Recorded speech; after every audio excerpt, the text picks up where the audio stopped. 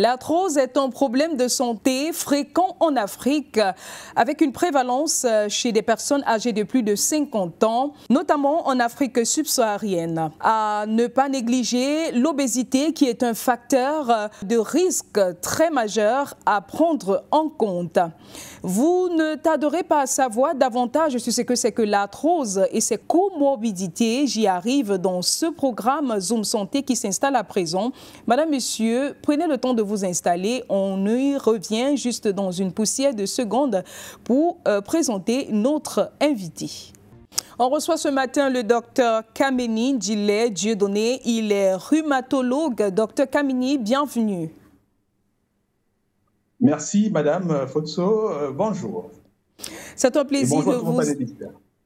également, c'est un plaisir de vous avoir ce matin. On rappelle à nos téléspectateurs que vous êtes l'un des pionniers de la rhumatologie au Cameroun, vice-président de la Société camerounaise de rhumatologie, par ailleurs président de l'ACR, à savoir Association au cœur de la rhumatologie de Douala. C'est bien ça, docteur? C'est bien ça, madame. Merci une fois encore. À présent, nous prenons le premier halte de ce programme qui n'est autre que l'Actu Santé. Renforcement de la lutte contre la poliomyélite, le plaidoyer du Cameroun à Genève. À l'occasion de la 78e Assemblée mondiale de la santé, l'équipe que conduit le ministre camerounais de la Santé publique, le Dr Manaouda Malachi, a pris la parole pour réaffirmer l'engagement du Cameroun dans la lutte contre la poliomyélite, tout en mettant en lumière les défis persistants que rencontre le pays. Plus d'éléments avec Bala. Le Cameroun s'est associé à la déclaration du groupe africain et a salué les efforts de l'Organisation mondiale de la santé tout en appelant à une action internationale renforcée. Le Cameroun a souligné les obstacles majeurs, notamment l'insécurité rendant certaines zones inaccessibles, les lacunes dans la vaccination de routine, la persistance des foyers transfrontaliers de transmission et des contraintes financières. Face à ces défis, le Dr Manaouda Malachi et son équipe ont proposé plusieurs mesures, notamment une coordination transfrontalière renforcée, un financement innovant pour les campagnes ciblées, l'introduction accélérée du vaccin hexavalent, une intégration durable de la riposte à la poliomyélite dans un système de santé plus robuste conformément à l'agenda IA 2030. Le Cameroun a également réaffirmé son engagement à assurer une couverture vaccinale équitable et durable, même dans les contextes humanitaires les plus complexes. Cette déclaration s'inscrit dans un contexte global où l'éradication de la poliomyélite reste une priorité de santé publique malgré les progrès réalisés ces dernières décennies. En Angola, 191 cas de choléra et un décès déclaré en 24 heures. Les taux du choléra se resserrent davantage autour de l'Angola. Le bilan de ces dernières 24 heures fait état de 191 nouveaux cas et un décès, selon l'Organisation mondiale de la santé. Cela fait maintenant plusieurs décennies que l'Angola reconnaît des épidémies récurrentes de choléra avec des pics pendant les saisons pluvieuses. Elundu.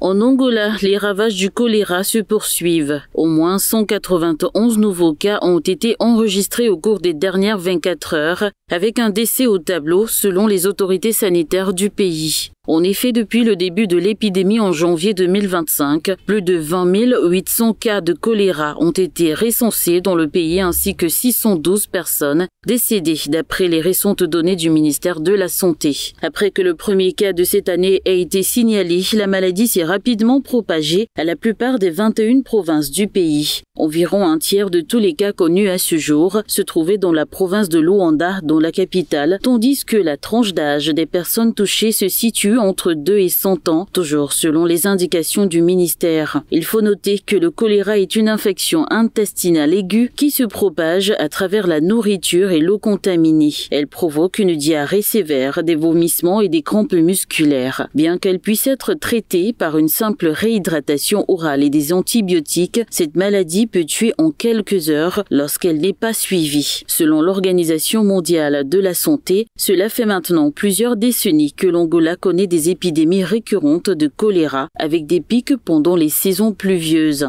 Malgré sa richesse pétrolière, cette nation africaine est aux prises avec des taux de pauvreté élevés et une mauvaise gestion de l'assainissement environnemental.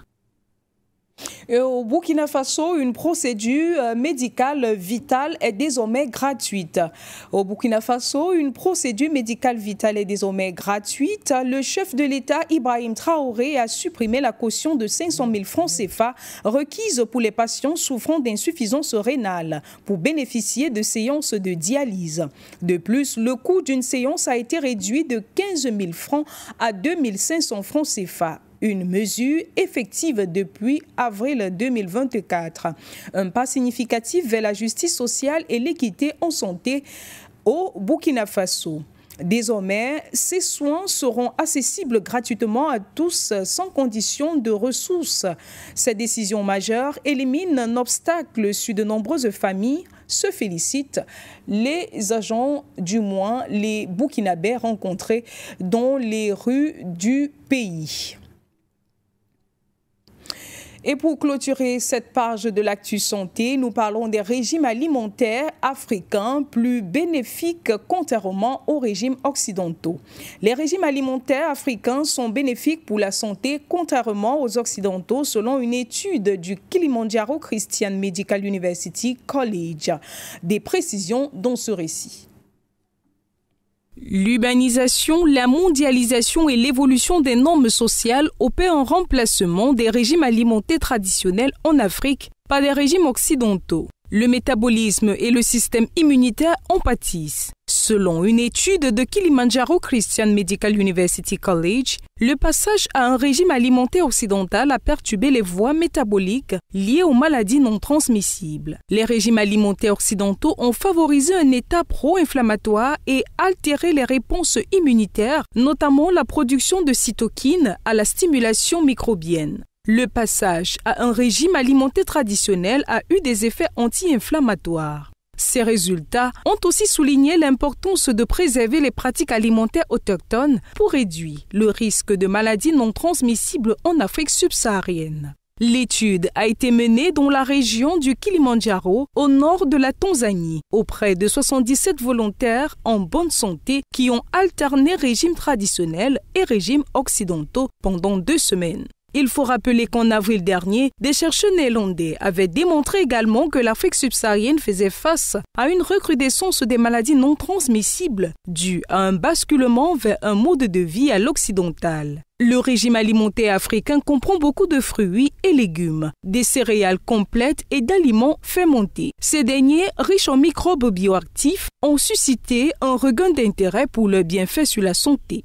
Ils sont cependant de plus en plus rares dans les régimes alimentaires modernes. Il est important pour les populations africaines de maintenir tant que possible leur régime traditionnel pour atténuer le fardeau croissant des maladies non transmissibles sur le continent. Les Occidentaux peuvent quant à eux s'inspirer de ce régime pour préserver leur santé, selon des experts. Si vous nous prenez à l'instant, vous regardez votre magazine Zoom Santé, diffusé sur For You Media Africa tous les samedis 11h-12h. Dr Kamini, nous sommes bel et bien avec le Dr Kamini, rhumatologue, mais également vice-président de l'Association camerounaise de rhumatologie. Docteur, qu'est-ce que l'arthrose? Je vous remercie, madame, pour l'honneur que vous me donnez d'échanger avec vous et tout votre panel et la population aujourd'hui sur l'arthrose. Alors, qu'est-ce que c'est que l'arthrose? C'est, n'est-ce pas, la maladie articulaire la plus répandue et qui, n'est-ce pas, est en fait la résultante des dysfonctionnements qui impliquent tous les composants de l'articulation. Elle se caractérise, n'est-ce pas, par la destruction du cartilage, l'inflammation de la membrane synoviale, qui est, n'est-ce pas, cette membrane qui tapisse l'intérieur de l'articulation, le remodelage donc, de l'os sous-chondral, qui est la partie inférieure qui se trouve juste sous le cartilage, et, n'est-ce pas, l'atteinte des structures autour de l'articulation dans le tissu périarticulaire. Selon l'OMS, n'est-ce pas, c'est la résultante donc des phénomènes mécaniques et biologiques qui vont rompre l'équilibre entre la synthèse et la dégradation du cartilage et de l'os sous-chondral. Donc, c'est de ça qu'il s'agit, c'est ça l'arthrose. D'accord, docteur. Et vous avez fait mention de la destruction du cartilage. On a bien envie de savoir quels sont donc ces facteurs à l'origine de cette dégradation. Alors, les facteurs sont multiples.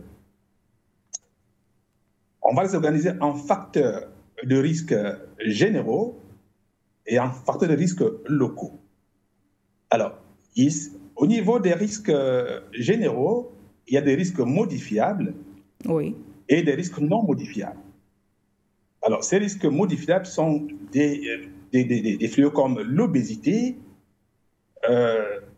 les problèmes métaboliques, qu'on appelle les syndromes métaboliques, il s'agit de la dyslipidémie dans les troubles lipidiques, l'hypertension artérielle, par exemple, le diabète de type 2, qui sont des comorbidités également, qui vont prédisposer, qui sont des lits pouvant favoriser l'arthrose, et les problèmes de régime alimentaire peu équilibré ou pauvre en certains éléments. Dans les risques non modifiables, il y a le facteur de l'âge, bien que l'âge seul ne soit pas responsable de l'arthrose, mais plus on avance en âge, plus on a les chances, n'est-ce pas, de développer l'arthrose. Surtout à partir de 65 ans, très rarement avant 45 ans. Voilà, le sexe, qui est un facteur non modifiable, puisque le sexe féminin a une plus forte fréquence et même à développer l'arthrose, et même des arthroses encore plus sévères, surtout après la ménopause.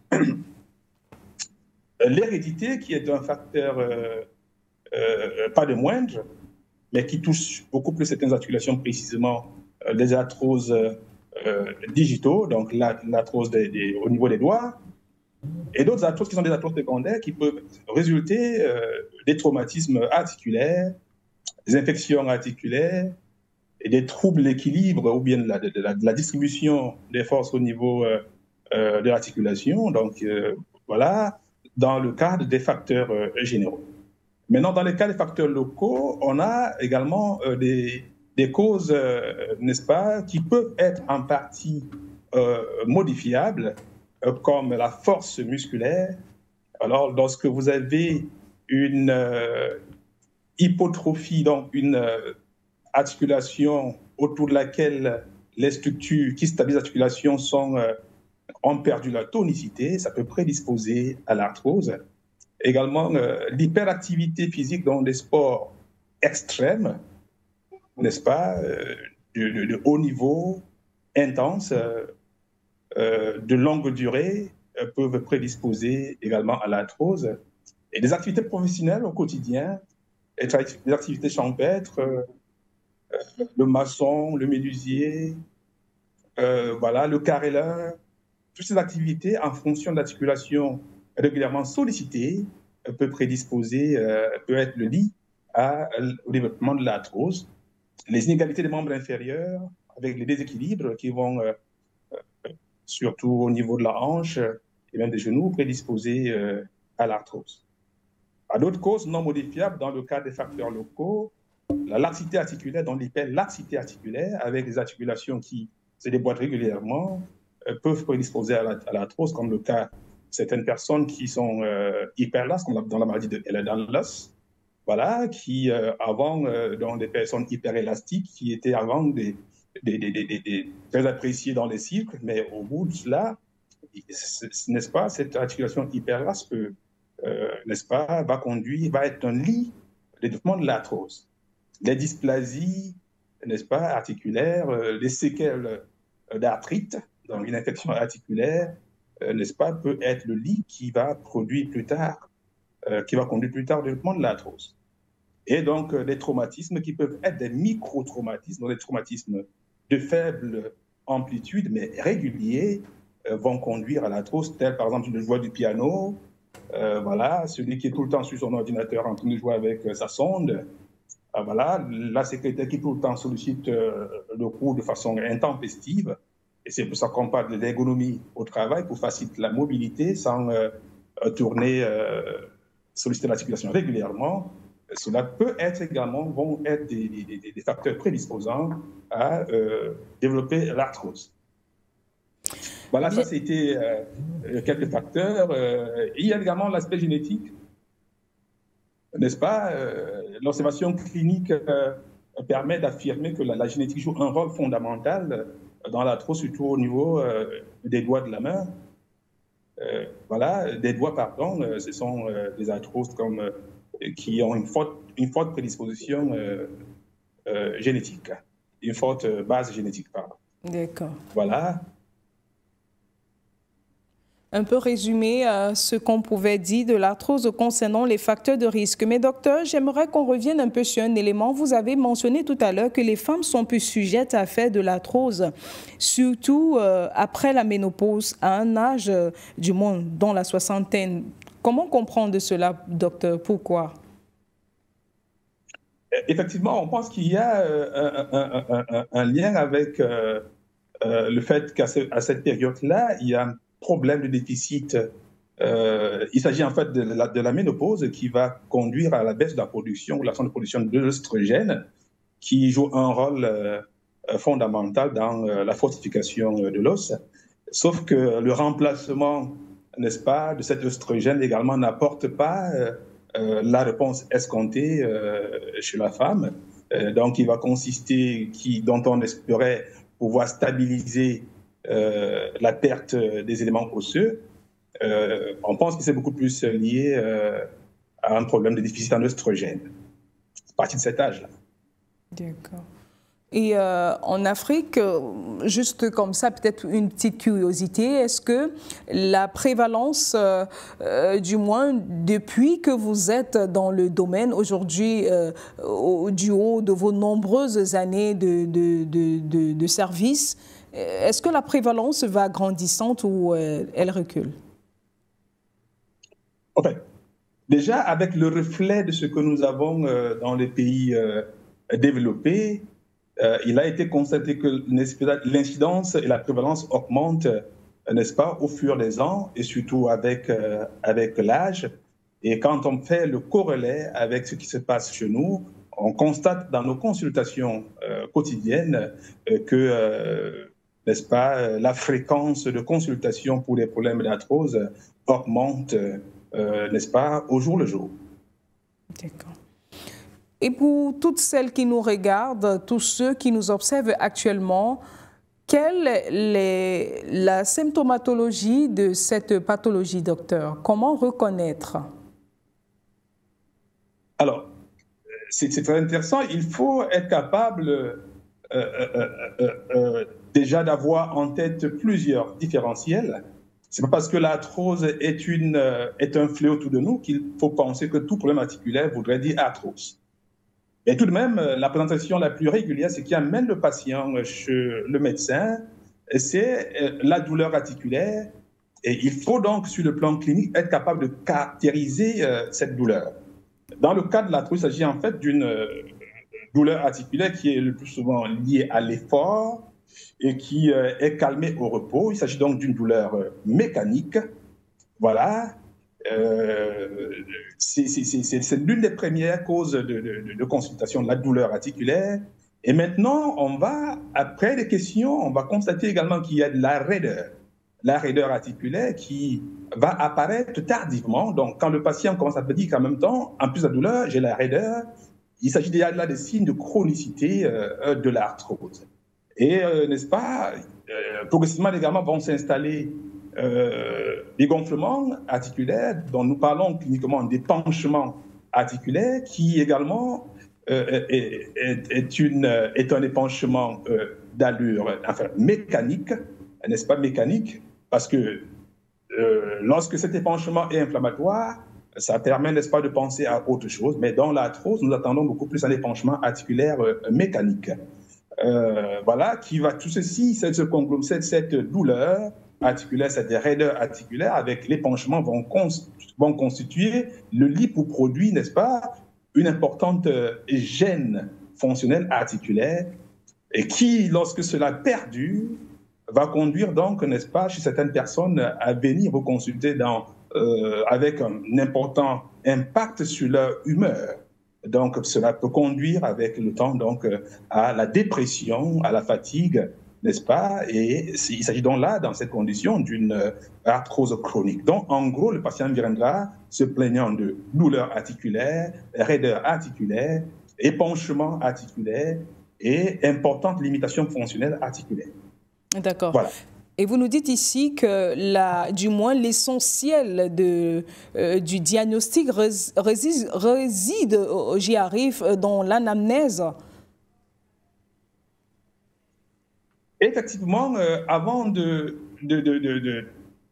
pas, de toucher le patient, il faut l'écouter, donc un très bon sens d'écoute clinique, et cela amène le médecin à commencer dans son ordinateur, n'est-ce pas, ou dans tout le tableau clinique qu'il a, commencé à orienter à partir des questions qu'il pose vers le diagnostic qui peut être soit l'arthrose ou autre chose. Parce que, comme je disais au départ, quand le patient vient voir pour douleur articulaire, ce n'est pas automatiquement toujours de l'arthrose, ça peut être autre chose. Et le médecin doit penser à ces autres différentiels pour être capable de dire c'est l'arthrose. Donc, pour dire cela, il faudrait avoir exclu les autres choses qui peuvent ressembler à l'arthrose sans être l'arthrose.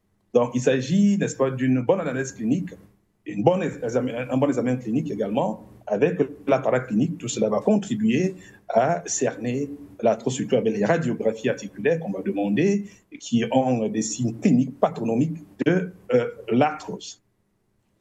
Bien compris, docteur. Le mpox ou variole simienne ou même variole de singe, cette infection virale accompagnée d'une éruption cutanée qui a fait plein de ravages dans plusieurs pays africains, dont la République démocratique du Congo est présente actuellement au Togo. Les autorités ont annoncé avoir découvert quelques cas. Et à présent, nous prenons le docteur Amouzou Simienyo de la division de santé de Lomé, dont la chronique du docteur qui nous explique davantage sur la variole simienne. Sein de formation, et je vais vous entretenir sur le mpox ou la variole simienne. Qu'est-ce que le mpox ou la variole simienne? C'est une maladie actuellement qui est contagieuse et qui a donc été déjà diagnostiqué au Togo à Lomé. Un cas a été retrouvé et a même fait l'objet d'un communiqué officiel du ministère de la Santé.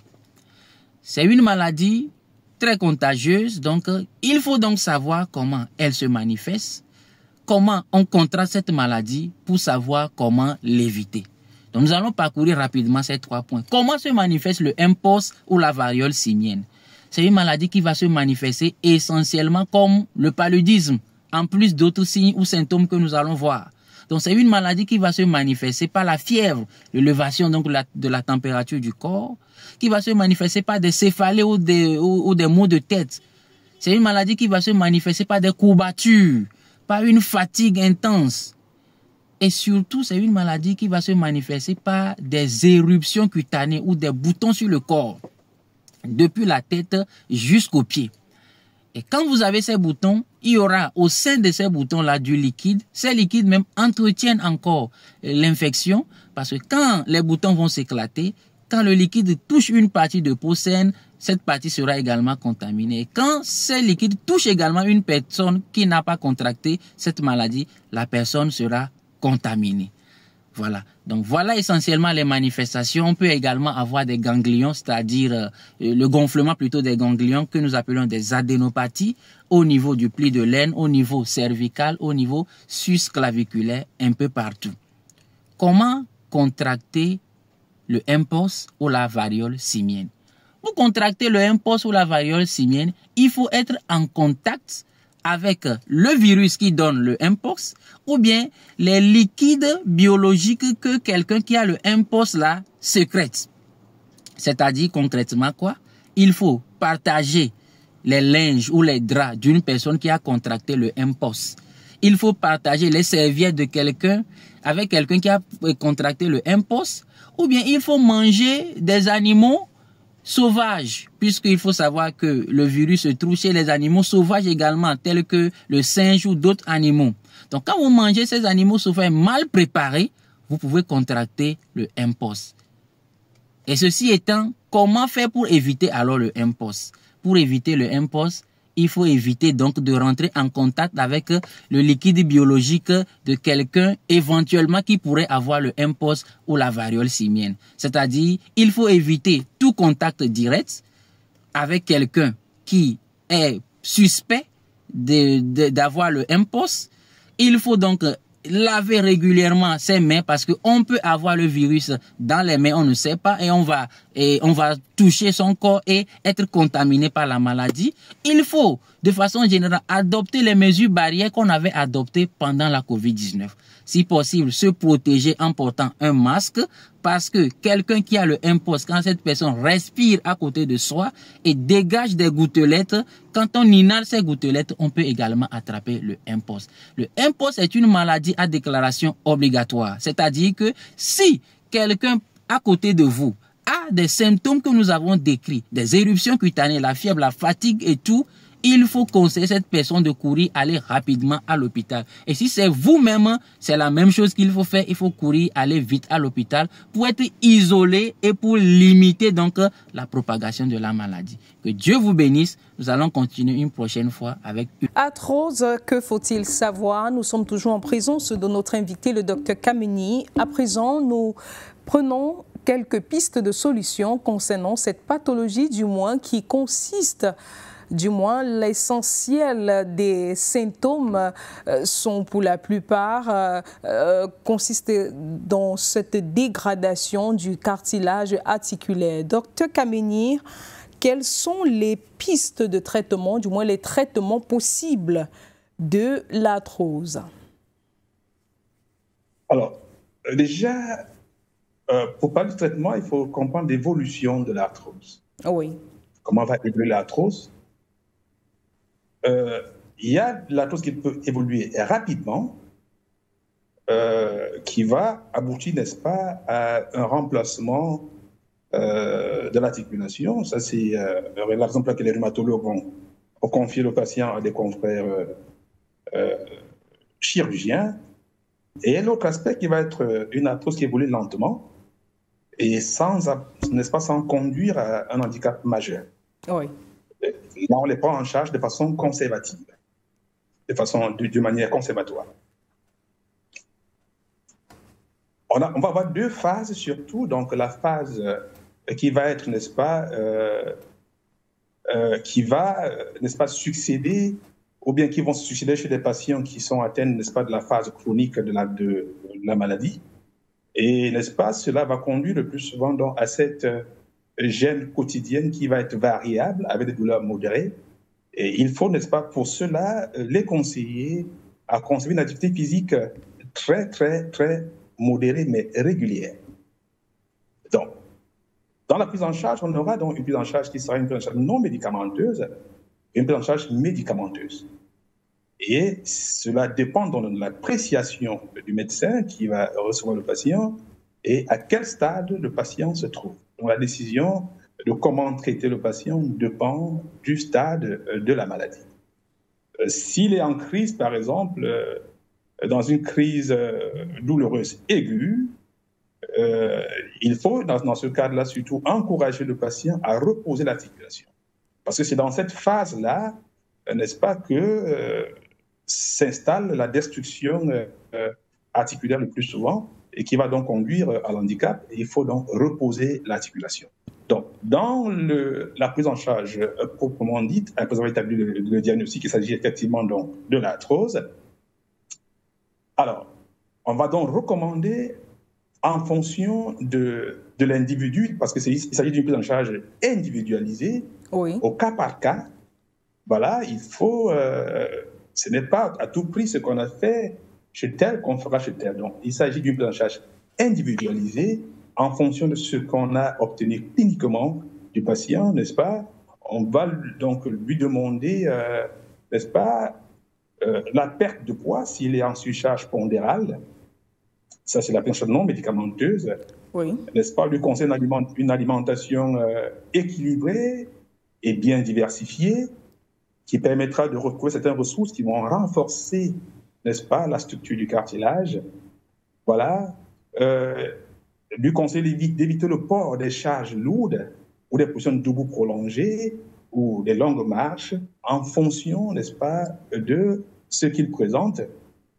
Lui conseille de se munir d'une canne, n'est-ce pas, lors de la marche, qui permet également de décharger l'articulation, ou encore enseigner au patient comment adapter son environnement à sa situation. Donc, c'est pour ça qu'on parle bien sûr d'une prise en charge personnalisée. Oui. Alors, dans le cas de la prise en charge médicamenteuse, ici, l'objectif est surtout de soulager les plaintes du patient parce qu'il vient dans une condition, il faut soulager la douleur, et cela passe par l'utilisation des antidouleurs, des antalgiques purs, voilà, qui vont être administrés en fonction du palier, donc du seuil de douleur du patient. Oui. Et s'il y a une inflammation en dessous, on va également y associer un anti-inflammatoire non stéroïdien, surtout dans les cas de poussée inflammatoire. Donc, s'il y a une inflammation en fond, on y associe un anti-inflammatoire de façon brève, parce que des anti-inflammatoires à long cours vont conduire à d'autres comorbidités, qui vont aggraver certains problèmes qui peuvent exister, surtout au niveau rénal ou au niveau digestif. Alors, il faut avoir cela en pensée. Alors, et maintenant, lorsque ces deux paliers n'ont pas pu résoudre le problème, on va également évoluer vers un autre type de prise en charge qui est, n'est-ce pas, des prises en charge avec des gestes locaux intra-articulaires. Voilà. Donc, et lorsque tout ceci ne permet pas de résoudre le problème, et en fonction du stade de la maladie, dans une forme d'arthrose évoluée, destructrice, on va envoie le patient vers le chirurgien qui va faire ce qu'on appelle une arthroplastie, qui est le remplacement de l'articulation par une prothèse, soit au niveau de la hanche du genou, on fait une prothèse totale de la hanche, une prothèse totale du genou. Lorsqu'elle est bien faite, elle peut durer 15 à 20 ans. Voilà, mais c'est une décision qu'il faut prendre, n'est-ce pas, aussi en fonction de l'âge du patient, parce que ces prothèses ont une demi-vie. Et il est conseillé de le faire le plus souvent chez des personnes qui ont déjà un âge avancé pour que ça puisse les accompagner calmement à leur fin de jour. Voilà, donc, comme nous allons toujours bien dire à nos patients, on ne guérit pas de l'arthrose. Mais sauf qu'il y a des travaux qui sont faits pour voir comment faire pour réparer les lésions arthrosiques qui le plus souvent sont irréversibles. C'est pour ça qu'on parle de stades, et ces stades, quand on reçoit le patient qui a un stade 1, le rôle de la prise en charge, c'est d'éviter qu'il évolue vers les stades supérieurs, stade 2, stade 3, et, n'est-ce pas, le stade 4.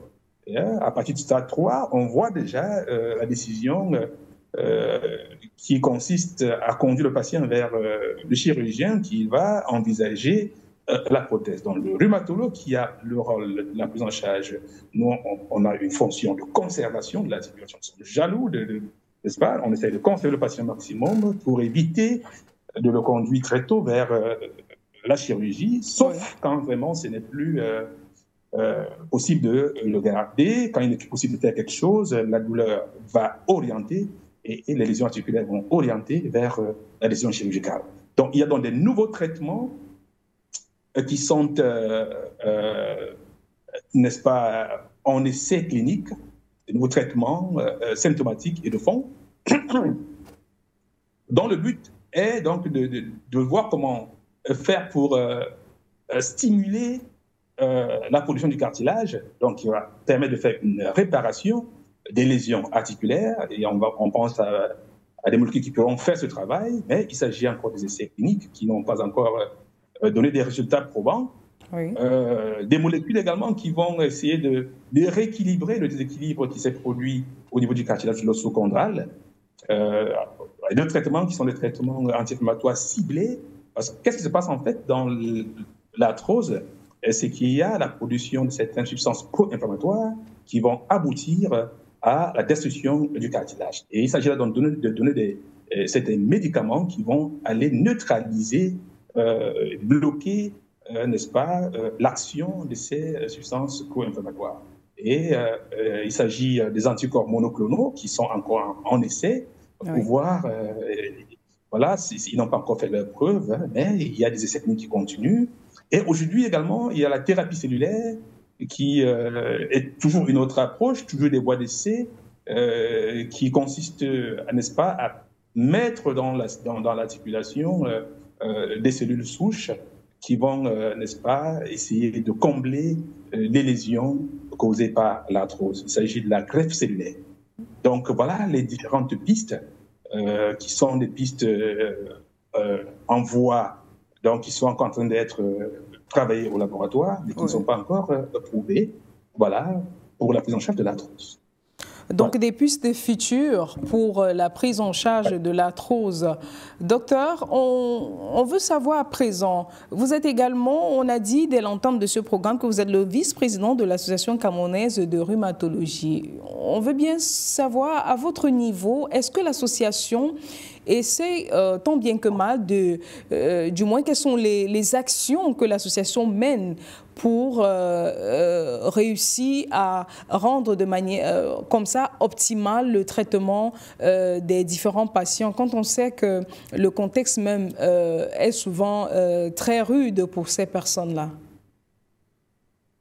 Oui, déjà, une petite correction, il s'agit de la Société camerounaise de rhumatologie. C'est pas l'association, je suis vice-président de la Société camerounaise de rhumatologie. Oh, alors, d'accord, docteur, la société. Oui, la Société camerounaise de rhumatologie. Alors, ce qu'il faut déjà savoir, c'est que beaucoup est en train d'être fait. Nous venons de très loin. Au départ, nous étions 2, 3, 4. Nous sommes maintenant plus quelques vingtaines de rhumatologues au Cameroun. Ça va très vite. Donc, il y a un fort intérêt pour la pathologie rhumatismale. Alors, le but n'est pas seulement de traiter, mais d'informer la population, d'écoler les gens pour qu'ils puissent se faire diagnostiquer à temps. Comme je vous ai dit, l'arthrose évolue par stade. Le patient qui est diagnostiqué à temps, on lui donnera des conseils qu'il faut pour qu'il n'évolue pas vers les stades supérieurs. Ouais. Mais lorsque cela a traîné, et avant cela se passait parce qu'il n'y avait pas le know-how, il n'y avait pas les mains équipées, il n'y avait pas des doigtés, n'est-ce pas, spécialisés et repartis en nombre dans le pays pour répondre à ces questions-là. Et il fallait donc éviter les confusions, n'est-ce pas, entre est-ce que c'est l'arthrose, est-ce que c'est autre chose, est-ce que... Mais maintenant, je pense qu'il y a assez d'outils, du moins il y a une belle évolution en termes de nombre de praticiens, rhumatologues dans le pays, qui, n'est-ce pas, participent régulièrement à faire des travaux d'information. Nous venons de faire un congrès il y a quelques semaines à Yaoundé, où nous avons fait un congrès qui avait donc, et qui également œuvre à sensibiliser la population par rapport à ces pathologies rhumatismales et donc de l'arthrose qui est la plus régulière ou la plus rampante autour de nous. Donc, et cela permet donc de faciliter, de communiquer, d'orienter les patients vers les spécialistes, qui est le rôle de nos confrères en périphérie, les médecins généralistes et autres, qui rapidement ont aujourd'hui beaucoup d'outils pour pouvoir identifier rapidement la maladie et référer vers ceux qui peuvent, qui sont mieux outillés, n'est-ce pas, pour prendre en charge ces patients-là. Et l'accès dans les hôpitaux d'État, où voilà, le cadre technique est de plus en plus amélioré également, est un grand apport, n'est-ce pas, pour juguler ou encore améliorer l'information des personnes sur l'arthrose et réduire l'évolution. Voilà ce que je peux dire. Tout à fait, docteur. Et c'est le moment pour nous de prendre ce témoignage de cette patiente que nous avons rencontrée dans vos locaux, qui a trouvé plutôt une bonne solution, qui est sur le point vraiment d'être en phase terminale de sa prise en charge. D'abord, la radio, il n'a pas bien vu. Il a fait l'échographie, il n'a pas vu. C'est le scan qui qu'il a fait, qu'il a vu mon mal. Et je peux vous dire vraiment qu'il m'a beaucoup aidé. Et il m'a expliqué ça, puisque je suis anglophone, il m'avait dit que c'est le problème lombaire, la chose, que c'est un peu rongé alors. Donc il m'a dit qu'il devait faire le feeling. Donc le feeling là, en anglais, je ne sais pas, en français, je ne sais pas comment je peux expliquer. Donc j'ai fait 3 séances ici. J'ai fait 3 séances. Après mes 3 séances, voilà alors le rendez-vous pour le contrôle que je suis venue aujourd'hui.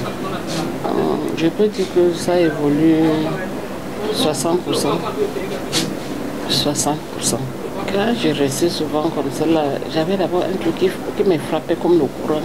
Les pieds, même les mains. Les pieds, même les mains. Quand je reste souvent là, ici, là, il y a quelque chose qui m'attrape comme les crampes. Ça fait mal. Des fois, mes genoux, tous mes joints comme ça, là, fait mal. Ça gonfle. Voilà les symptômes que j'avais avant de venir ici. Ça fait souvent, si tu ne prends pas les calmants, ça dure. C'est quand tu prends les calmants que ça... Donc, on m'a pas vraiment duré sur moi, puisque je ne trouvais pas un vrai docteur. Ça a duré. Je prenais toujours les calmants. Donc, quand ça te prend, tu ne peux pas marcher. Ça fait vraiment mal. Ça fait mal. Puisque c'est une maladie qui a duré, ça ne finit pas vite comme ça. Ça a pris le temps. Donc, ça ne peut pas finir comme ça brusquement, non. Ça va doucement, doucement. Comme j'ai d'abord dit que je suis guérie 60%, donc ça va doucement. Je suis venue ici avec les béquilles. Et maintenant, là, quand j'ai pris le premier traitement, j'ai jeté les béquilles. Jusqu'à maintenant, là, je ne sais même pas là où il y a mes béquilles. Il m'a demandé de ne pas soulever un poids qui dépasse 10 kilos. Et il m'a demandé de ne pas aller sur la moto ou là où il y a les... Donc, ce qu'il m'a demandé. Et de ne pas boire la bière. Surtout. Éviter la bière. J'ai 66 ans. 66. J'ai 66 ans. Et la maladie m'a commencé quand j'avais même 45 ans. Donc ça a duré quand même. Pour le conseil, je demande à beaucoup de mamans de venir aussi ici. Parce que vraiment, ici, là, on trouve la guérison. De retour sur le plateau, Dr Kameni, vous avez écouté le témoignage de la dame qui se retrouve aujourd'hui satisfaite. Cette dame qui nous vient de l'Allemagne, disait-elle, elle n'a pas pu trouver des solutions de ce côté-là. Et c'est une fois au Cameroun qu'elle a fort heureusement pu retrouver la guérison sur ce mal qui dure depuis pas mal d'années, puisqu'elle dit qu'elle a eu dans les environs de 45 ans et aujourd'hui elle a 66 ans. Qu'est-ce qu'on retient de tout ce narratif qu'elle vient de nous livrer? Mais, je pense que vous avez écouté la patiente. Elle est satisfaite de ce que nous lui avions apporté. Nous pouvons dire avec humilité que voilà, on est satisfait également qu'elle se sente mieux, que c'est pourquoi elle est venue nous voir. Elle se sente dans un état d'amélioration. Voilà, elle a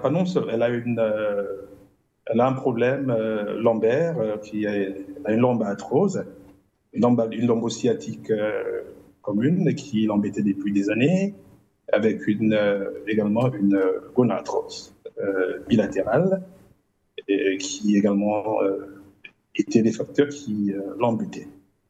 Voilà, donc elle va, comme elle vous l'a dit, je ne sais pas faire de commentaires par rapport à ce qu'elle a dit. Voilà. D'accord, lorsqu'on retient, c'est que ce sont des douleurs qui touchent forcément les articulations, mais j'aimerais qu'on puisse lever cet équivoque avant de conclure cette émission avec les mesures de prévention. Quand beaucoup entendent arthrose, on regarde vite les pieds, on regarde les jambes. J'aimerais, docteur, que vous puissiez leur rappeler que quand on parle d'arthrose, il y a plusieurs articulations cibles. Oui, effectivement, l'arthrose lombaire est l'arthrose la plus régulière, mais sauf qu'elle est sournoise. Parmi les articulations les plus symptomatiques, symptomatiquement, l'arthrose va toucher beaucoup plus les genoux, sur le plan symptomatique, l'arthrose digitale, et puis l'arthrose de la hanche. L'arthrose lombaire, qui est radiologiquement régulièrement retrouvée, n'est-ce pas, peut être simplement une découverte radiologique fortuite, alors que le patient ne s'en plaint pas du tout. On ne va pas traiter une arthrose pour laquelle le patient... Donc, ce sont là des sites. Il y a des sites qui sont des sites de prédilection de développement de l'arthrose. L'arthrose lombaire, elle est très régulière, sauf qu'elle n'est pas tout le temps gênante. Elle est surnoise. Et c'est lorsque le patient, n'est-ce pas, commence à se plaindre qu'on va rechercher et puis on va trouver qu'il y a de l'arthrose. Mais on peut trouver une arthrose lombaire sans que cela puisse être la cause de la douleur lombaire. Donc, il faut d'autres choses pour dire que, n'est-ce pas, cette arthrose, cette douleur lombaire est liée à l'arthrose lombaire qu'on a trouvée. Sinon, si on prend 10 personnes là, qui se baladent dans la cour, on leur fait une radiographie lombaire, on trouvera plus de la moitié qui ont une arthrose lombaire à un certain âge, alors qu'ils ne s'en plaignent pas. Donc, on ne va pas traiter cela. Alors, dans ce cas particulier, voilà, les investigations ont prouvé que son problème était lié à un problème de lomboarthrose, qui est une combinaison d'un problème d'arthrose lombaire, de discopathie, et qui ont abouti à l'irritation n'est-ce pas, de la racine nerveuse dans la zone impliquée et qui donc générait la gêne fonctionnelle qu'elle traînait.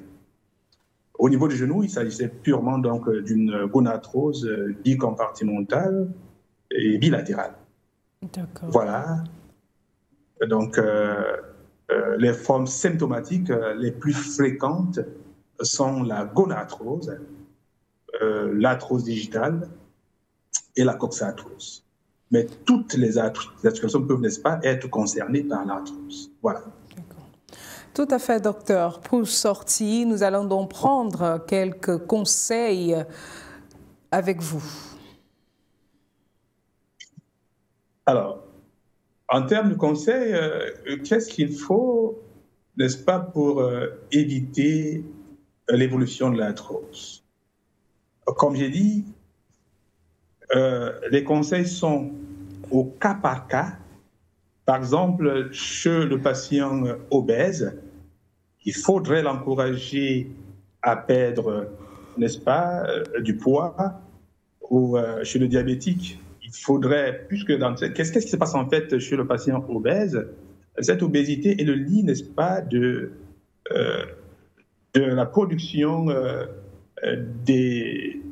certaines substances pro-inflammatoires qu'on appelle les adipokines, qui sont produites à partir des cellules lipidiques qu'on appelle les adipocytes, qui vont donc sécréter ces adipokines qui vont être responsables d'une inflammation de bas grade. Cette inflammation de bas grade va progressivement donc être responsable des lésions articulaires devant engendrer l'arthrose. C'est la même chose pour le patient hypertendu, donc les patients qui ont des problèmes cardiovasculaires, ils ont également cette prédisposition. Donc, le conseil qu'il faut donner à ces patients, c'est d'abord le respect d'une bonne hygiène de vie. Ouais. Donc, une activité physique régulière, une alimentation équilibrée, et quand on parle d'activité physique régulière, il ne faut pas être dans les extrêmes. Donc, un patient qui va vous dire, je fais... n'est-ce pas, je fais 10 km tous les jours. Voilà, c'est bien beau. Mais il s'agit d'une hypersollicitation articulaire, peut-être en courant ou en dansant ou tout ça. et qui vont progressivement donc aboutir à la lésion du cartilage qui pourra aller très rapidement. Voilà, il faut faire une économie articulaire, il faut faire une activité physique régulière, modérée, n'est-ce pas, dans le but d'aller plus loin. Parce que lorsqu'on fait beaucoup à la fois, on risque de parler plus loin, on risque de faire beaucoup et ne pas faire plus longtemps. Donc, une bonne hygiène de vie est très importante. Et lorsqu'on a un problème articulaire, il faut rapidement consulter pour que le médecin sache limiter l'évolution de la lésion que peut produire l'affection articulaire. Par exemple, quelqu'un qui fait un goutteux, voilà, qui a une inflammation de son articulation et qui laisse traîner, cela va, n'est-ce pas, aboutir à la descension du cartilage et voilà un lit pour le développement de l'arthrose. Chez le patient qui... donc, il y a beaucoup de pathologies qui peuvent conduire à cela et il est important de se faire consulter rapidement. Donc, l'hygiène de vie est capitale. Une bonne alimentation, avec une alimentation riche en fruits, en légumes, en vitamine D, vitamine K, vitamine E, qui vont, n'est-ce pas, c'est vrai que les travaux cliniques pour prouver leur impact au niveau de la stabilité de l'articulation ne sont pas totalement étayés, mais on pense que ça a un apport. Voilà. Donc, également, chez les sédentaires, c'est pas bien parce que également la sédentarité est un facteur qui va prédisposer à l'arthrose. Donc, il ne faut pas être sédentaire, il faut se mouvoir, il faut bouger. Il faut bouger régulièrement. Cela est un facteur qui va aboutir, n'est-ce pas, au renforcement et à éviter l'arthrose articulaire. Tout à fait. Et également, comme le surpoids, on en a parlé. Voilà, en gros, il faut rapidement consulter pour qu'on découvre quel est le problème. Si c'est une polyarthrite rhumatoïde, voilà, il faut rapidement prendre en charge, sinon ça va causer des lésions articulaires irréversibles qui est également un lit pour l'arthrose. Donc, il y a beaucoup de choses qu'il faut... voilà, en gros. Merci.